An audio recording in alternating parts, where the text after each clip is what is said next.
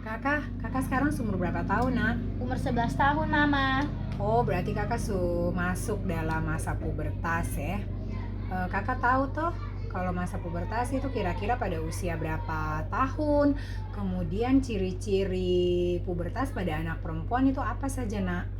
Kalau yang Nana belajar di sekolah itu umurnya itu 9 sampai 14 tahun. Kalau ciri fisik pada perempuan itu menstruasi pertama, tumbuh payudara, mulai tumbuh rambut di area tertentu, tinggi badan meningkat, dan juga timbul jerawat. Kalau ciri psikologinya? Kalau ciri psikologisnya itu pengen tampil lebih menarik, kemudian perbedaan perasaan dan pikiran menjadi lebih abstrak. Lalu kalau dari perubahan fisik yang tadi kakak jelaskan itu, kakak sudah mengalami perubahan fisik apa saja, Nak? Kayaknya hampir semua deh, kecuali menstruasi pertama. Kalau psikologisnya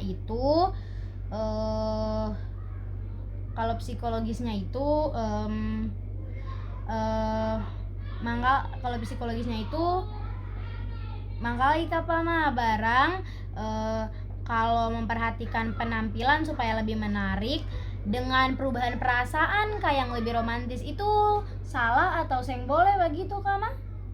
Boleh, itu terjadi secara alamiah karena perubahan fisik yang juga berubah disebabkan karena bertambahnya umur. Masa remaja atau puber adalah masa-masa yang memang paling sulit dan hampir terjadi untuk semua orang. Ada banyak masalah yang terjadi pada masa remaja, mulai dari perubahan fisik. Sebagian besar anak akan mengalami kulit berminyak dan berjerawat, kemudian rambut juga berminyak, peningkatan keringat atau bau badan juga akan terjadi. Maka dari itu harus sering membersihkan diri dengan mandi. Ada beberapa anak perempuan masuk pada fase menstruasi. Mama mau bilang par kakak, menstruasi itu menunjukkan bahwa seorang perempuan sudah matang secara seksual. Dengan menstruasi, seorang perempuan sudah bisa hamil jika berhubungan badan dengan seorang laki-laki. Ingat kakak, kehamilan hanya boleh terjadi melalui pernikahan yang sah antara seorang perempuan dan seorang laki-laki. Maka dari itu